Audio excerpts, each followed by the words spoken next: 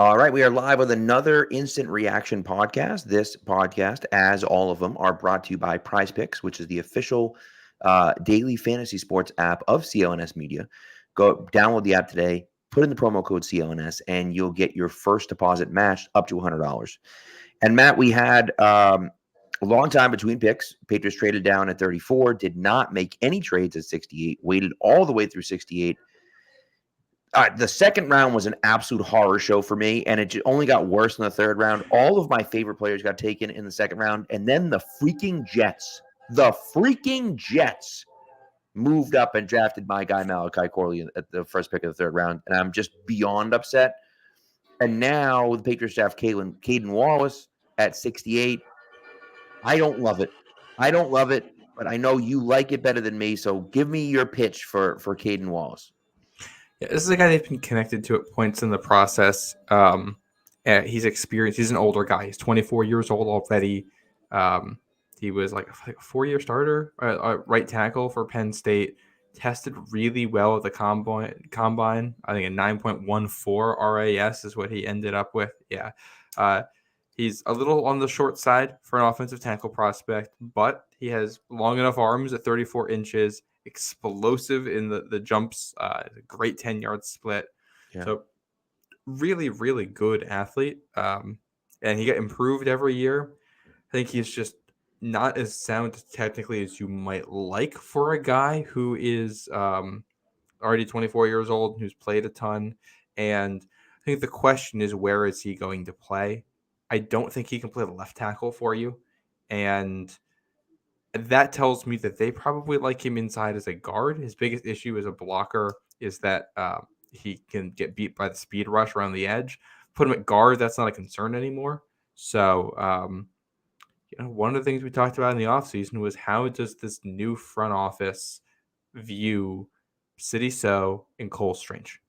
And taking a guy like this, it's just like he's an offensive lineman. I think he can play right tackle, right guard, left guard. So the right tackle's filled, so they probably expect him to compete for a starting job at one of your guard spots this season. That is my guess at this. Or they want him at right tackle. I'm like, when you back to right guard? Maybe they're not going to move on one to the left tackle, I don't think. They needed the offensive line's not good. It needed help. I think this is a little bit of a reach, but offensive linemen are going fast. This is clearly a guy that they liked and worked with. So, I'm all right with it. Yeah, and listen, I understand all the things you're saying. I do. But when Gary says here that the run on tackles killed us, I just feel like they were better tackles out there. They were better guards out there. And I do agree. And, Charlie has posted a few things from the Beast here, and Brugler had said, wouldn't be surprised to see him starting as an NFL rookie at right tackle or potentially inside a guard. And that's fine. They don't need that position. And maybe they looked at it and said, he's the best guard on the board. We really need a guard because we don't trust City So, or we don't trust Cole Strange. We need a guard, so we're drafting one, right? And you might look at it and say, well, shoot, then we wasted, that pick in 2022, or we wasted the pick then, or whatever. Fine, but that wasn't this regime, right? And so you can't cry over spilled milk, right? If you didn't draft the guy you needed before, and you think that this guy can step in and play right away and be good enough for you now, then I don't have a problem drafting him. I guess maybe they think he's the best interior guy, or again, who knows if he can play outside or whatever the case may be. But I feel like they were higher upside guys, and I know the RAS score was high. The jumps were really good. I mean, he had I think it was 116 inches on the broad jump, 31-inch vertical at 6'5", 314. That's pretty solid, right? And so I get that, but I just felt like they were better options out there at tackle, and they were better options out there at guard. And I felt like you got enough draft capital now where you can move up if you needed to get one of these guys, and they just never did. Yeah, I don't know. It's the fact that they're going with him over Amagaji, I think, is interesting. I'd like to know the process behind how they get to that. And it's like Amagaji is a guy who probably a year or two development wise away from being an everyday player for you. This is a guy who might be able to come in and start for you, week 1 of this season. He might be out City or Cole Strange for starting job at guard in camp, and you got a starting guard in the 3rd round, which is fine. Like, that's good value. If that's what he ends up being, you think you're just hoping for that from him. He's got versatility. He seems like a tough dude. I'm reading some of the quotes too right now that are coming out, and who is it? Lewis Riddick likes him a lot. He says, quote, "I thought his tape was as good as his much more heralded left tackle in Olu Fashanu." So he liked him a lot. He only allowed 1 sack all season in 342 pass block snaps. But yeah, I don't think he's going to end up playing tackle for New England unless something happens with Onwenu. But I do think getting a versatile, tough, experienced offensive lineman, I'm not going to complain about it. Yeah. And they met with him. That's an important part. I'm assuming Scott Peters was involved in this to a degree. So, all right. Yeah. Step up and develop him. Well, and that's really what it comes down to, I guess. If they, look, if they see it and it makes sense to them and they like them, then I guess they obviously know a lot better than me and they know what they're looking for in their scheme. But man, I just don't love it. Now, I will say, Justin from the Draft Network just sent me a DM with an interview that he did with Caedan Wallace. And Caedan Wallace himself said, "I paired athleticism with physicality. Those are my 2 biggest strengths. If you watch my position drills at the NFL Combine, I showcase my ability to play left tackle and right tackle." So there is a possibility that he looks at it and says, yeah, maybe he can play left tackle. But again, I think I would have rather traded up for Kingsley, right? I would have rather traded up for Patrick Paul. I would have, you know what I mean? Like that. So that's the problem. And, Elliot Wolf is just saying it right now. Mike Reese just tweeted out. Elliot Wolf said Caedan Wallace possibly athletic enough to make the move to left tackle. So I think that's what you're seeing here, that they look at it and think he's the left tackle. I just hope that they're not looking at it saying, well, we liked Patrick Paul and we liked Kingsley better, but we didn't really want to trade up, so we stuck at 68 and took this guy because, we think he might be able to play left tackle too. I'm just hoping that that's not what they're doing. If they like the guy and they're in on him and they feel like, yep, this is the guy that we wanted and this is the guy that we targeted all along and he fell to us, great.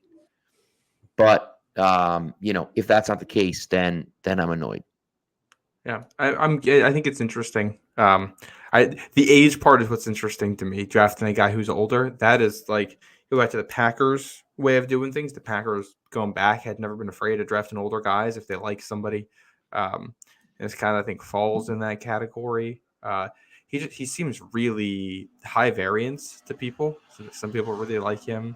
Some people really don't. He's 186 on Arif Hassan's consensus board, but the forecaster category of that, which just takes into account what people who are tuned into the NFL are saying, has him at 157. So that's like a whole 30 spots higher on the consensus from people who are plugged into the NFL. And it sounds like this dude did well at the Shrine Bowl. Yes, but still 90 picks away from where the Patriots picked. Both of these last 2 picks from the immediate reports that came out sound like guys who were way higher on NFL boards than on media ones. Yeah. Which is like, I know we've heard that before and maybe it isn't always true, but like we didn't hear that about Tyquan Thornton. Like nobody had a high grade on Tyquan Thornton.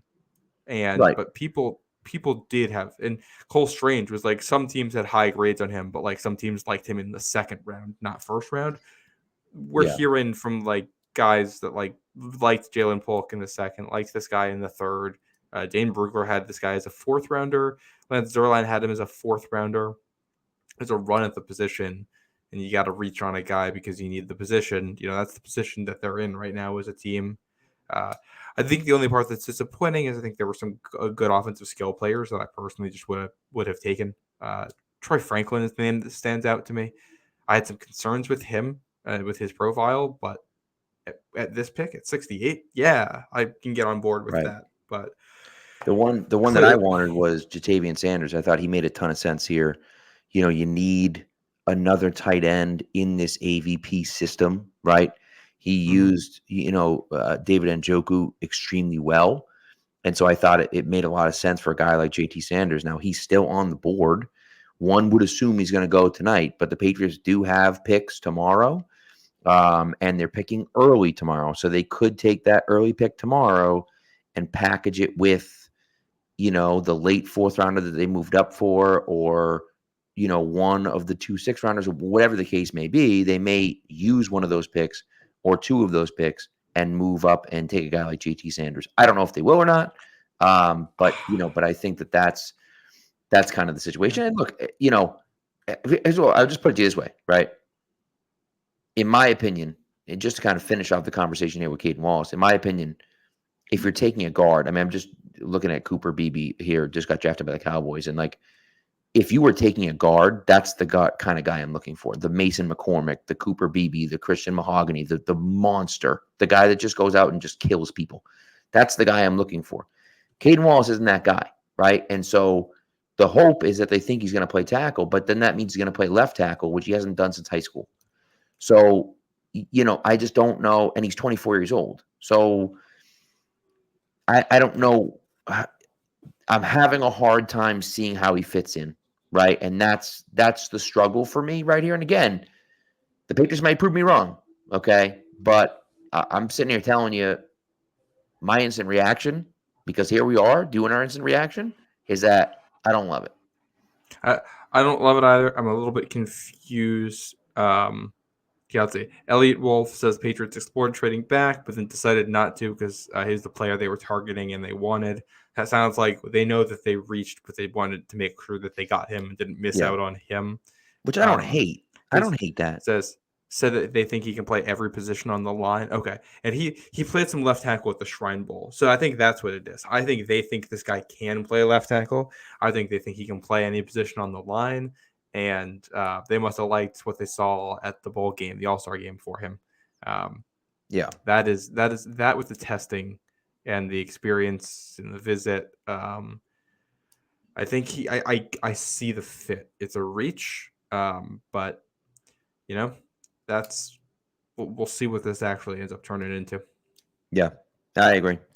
And again, just to pour salt on the wound, right? Mm-hmm. For me, that second round, Ben Sinnott, right? Malachi Corley, I guess, doesn't go in the second round, but Marshawn Neeland, Michael Hall, all these guys that I was high on. I was high on all these guys, and I loved them all. And I was like, okay, these are great fits of the Patriots. And just one after another, like Patrick Paul, and I'm sitting there like, oh my God, dude, all these guys that I wanted to have the Patriots pick. And then again, the icing on top of the cake is the Jets trading ahead of the Patriots. And again, I have no idea if the Patriots were even interested in Malachi Corley, but the Jets of all the people, the Jets of all teams, trading up and drafting Malachi Corley, just a dagger to the heart when they took my guy. But what are you gonna do? The Jets got their new Randall Cobb. They did, for sure. So, yeah. So, anyways, it's one of those interesting situations. Here we are, where it's like you hope, and again, fine. I looked at it and said, okay, I understand. I get what they're talking about. They liked him. But where do they want to trade back and draft him? Do they want to trade back to 72 and draft him? Do they want to trade back to 85 and I'm like, that's the question that I have. What was on the board for them to trade back with, right? And what were they going to get in return? And then so those are questions that we don't know the answer to, of course, and we won't know the answer to. And ultimately, as we've talked about 100 times on here, it doesn't matter what we feel. If the guys can play, then they play. Right? If the guy's good, then none of this stuff matters, right? It doesn't matter if we're pissed about it, because if he's good, he plays. And we're like, okay, hey, nice job making that pick. But you worry that it's it's one of those third round picks where you just look back and you're like, man, I don't know what they were thinking there. And unfortunately, we had the exact same feeling about Cole Strange. And I don't know. I don't want to say it's right because I still think Cole Strange can do something, but he certainly isn't a guy you wanted to take at the end of the first round. That's for sure. Well, this is the other difference here is they took Cole Strange, 30-something picks higher, and this is their third pick this year and not their first one. No, 100%. I'm just looking at the amount of good players that are still left on the board. And you mentioned it, like the amount of skill players that are left on the board, both on offense and on defense. There's a ton of them left, and I just feel like you could have gone after one of those guys and gone after more of a project later. But again, maybe they're looking at it saying we don't have 5 starters in the offensive line. We needed another starter. We feel like Wallace can step in and be a starter day one. Maybe they feel that way.